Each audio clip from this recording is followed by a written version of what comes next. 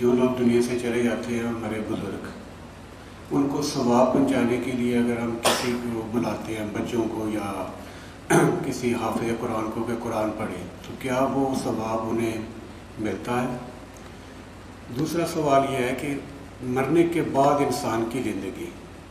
کیا جو نیک لوگ ہیں وہ قبروں کے اندر ہی ہیں، اور کیا ان کا کوئی عمل دخل دنیا میں رہ جاتا ہے، یا کیا وہ ہمارے لیے کوئی دعا کر سکتے ہیں یا نہیں؟ پلیز ذرا تفصیل سے اس معاملے میں روشنی فرمائیے۔ اس میں تو کیٹیگوریکل میرا جواب ہے کہ قطعاً نہیں، بلکہ یہ بدعت ہے، یعنی یہ بجائے آپ کو کوئی ثواب دلانے کے الٹا جو ہے آپ پر گرفت ہو جائے گی۔ ایسی کوئی چیز صحابہ سے ثابت نہیں ہے، اور ہمارا دین وہی ہے، ما انا علیہ واصحابی، رسول نے فرمایا جس چیز پر میرا عمل ہے اور میرے صحابہ کا ہے، دین تو اصل میں وہی ہے۔ جہاں تک ایصال ثواب کا تعلق ہے، اس میں ہمارے ہاں ذرا کافی مختلف آراء موجود ہیں۔ مجھے اس رائے سے اتفاق ہے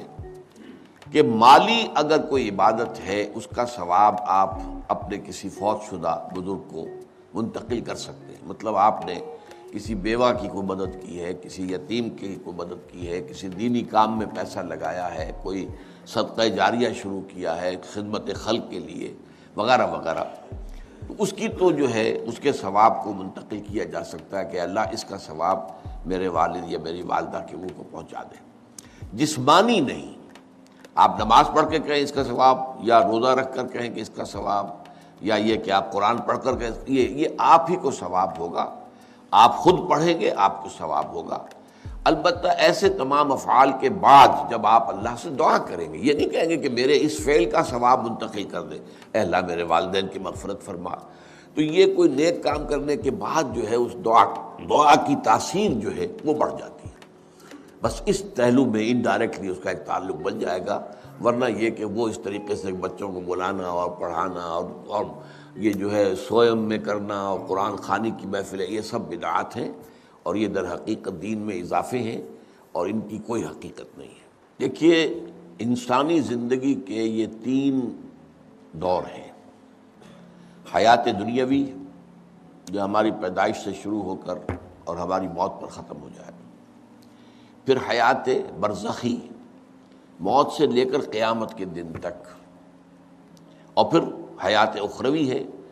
قیامت میں ریزریکشن کے بعد سے وہ زندگی جو ہے جو جنت یا دوزخ کی ہے۔ اس میں ان دونوں زندگیوں کے بارے میں تفصیل سے کوئی بات کرنا بالکل غلط ہے، اور اس سے فتنے پیدا ہوتے ہیں۔ ظاہر بات ہے کہ قبر، جسم تو قبر میں رہتا ہے، اس میں تو کوئی شک ہی نہیں ہے۔ روح کہاں جاتی ہے؟ کیا وہ بھی قبر ہی میں رہتی ہے یا کہیں اور چلی جاتی ہے؟ قرآن مجید میں سجین اور اعلیٰ علیین کا ذکر موجود ہے، لیکن یہ تمام چیزیں متشابہات میں سے ہیں۔ یہ تمام چیزیں قرآن مجید میں سورہ آل عمران کے شروع میں بیان کیا گیا ہے کہ ہم نے یہ کتاب اتاری ہے، اس میں کچھ آیات محکمات ہیں، کچھ متشابہات ہیں۔ وہ متشابہات کا ایگزیکٹ مفہوم جاننا اس وقت ہمارے لیے ممکن نہیں ہے۔ یہ تو جب اس عالم میں ہم پہنچیں گے تو معلوم ہوگا کہ ہاں یہ بات تھی کہ جو قرآن مجید میں اس طور سے کہی گئی تھی۔ لیکن یہ کہ اس وقت جو ہے جتنا کچھ ہمیں حدیث صحیح میں مل جائے یا قرآن میں مل جائے، اس عالم برزخ میں بھی یہ تو ہوتا ہے کہ جو نیک لوگ ہیں انہیں کچھ نہ کچھ جو ہے اثرات اچھے ان پر پڑتے رہتے ہیں، ان کی ارواح پر کہہ لیجئے، اور کچھ جو برے ہیں ان کے اوپر جو آخری انجام ہونا ہے اس کی کچھ ریفلیکشن ہوتی رہتی ہے، جس کو حدیث میں کہا گیا ہے کہ ہر قبر جو ہے وہ یا تو جنت کے باغیچوں میں سے ایک باغیچہ ہے یا دوزخ کے گڑھوں میں سے ایک گڑھا ہے، یا کہیں کہہ دیا جاتا ہے کہ کھڑکی کھول دی جاتی ہے اس میں، یا جنت کی طرف سے ٹھنڈی ہوائیں آئیں، خوشبوئیں آئیں، اور یا دوزخ کی طرف سے کہ آگ کی لپٹ آئے۔ دوزخ میں داخل ہوں گے قیامت کے بعد ہی، اور جنت میں داخل ہوں گے قیامت کے بعد ہی، لیکن اس کے کچھ آثار پڑنے شروع ہو جاتے ہیں، وہ جس کو انگریزی میں آپ کہتے ہیں coming events cast their shadows before, بعد میں آنے والے واقعات جو ہیں ان کے کچھ سائے جو ہیں پہلے سے آنے شروع ہو جاتے ہیں۔ تو اسی طرح سمجھیے کہ جو کچھ آخرت میں کسی انسان کے ساتھ ہونا ہے اس کا ایک عکس جو ہے وہ عالم برزخ میں شروع ہو جاتا ہے۔ اسی لیے قرآن مجید میں یہ بھی آیا ہے کہ یہ جو آل فرعون تھے یہ صبح و شام جہنم پر پیش کیے جاتے ہیں، اور قیامت کے دن پھر کہہ دیا جائے گا ادخلوا آل فرعون نار، ان کو داخل کر دو آگ کے اندر. تو یہ اس حد تک. باقی یہ ہے کہ تفصیل میں جانا. ہاں ایک رائے ہے، یہ شاہ ولی اللہ دہلوی رحمۃ اللہ علیہ کی ہے، اگر ان کی رائے نہ ہوتی تو میں اسے بیان بھی نہ کرتا، لیکن یہ کہ وہ ایک بہت بڑے محدث اور بہت مفکر اور دین کے فلسفے سے بہت بڑے واقف انسان تھے. انہوں نے کہا کہ جو اولیاء اللہ ہوتے ہیں، اللہ کے نیک بندے، اللہ کے بندے، ان کے انتقال کے بعد ان کی روحوں کو بھی اللہ فرشتوں کے طبقہ اسفل میں شامل کر دیتا ہے. یہ فرشتے ہیں نا، اس وقت بھی موجود ہیں. ابھی شاید اگلے ہی جمعے میں وہ حدیث جو ہے اس کا بیان آئے گا کہ جب بھی کسی گھر میں، اللہ کے گھر میں کچھ لوگ اس لیے جمع ہوں کہ اللہ کی کتاب پڑھیں اور سمجھیں اور سمجھائیں، تو ان کے اوپر فرشتے گھیرا ان کا ڈال لیتے ہیں اور ان پر اللہ کی طرف سے سکینت نازل ہوتی ہے اور رحمت نازل ہوتی ہے، اور اللہ ان کا ذکر کرتا ہے فرشتوں کے پاس. دیکھو میرے بندے، تم کہتے تھے یہ فساد مچائے گا، دیکھو یہ بھی تو ہے نا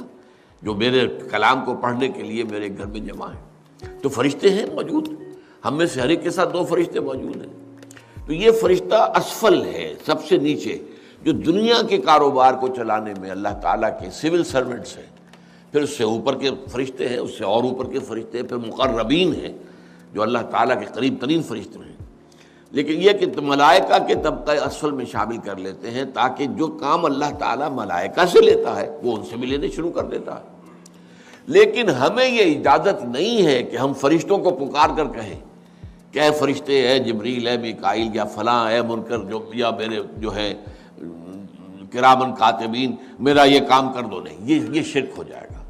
اسی طرح ہو سکتا ہے کہ انبیاء کی ارواح جو ہے وہ بھی اللہ تعالیٰ نے شامل کی ہوئی اس لشکر کے اندر، وہ کام کر رہے ہوں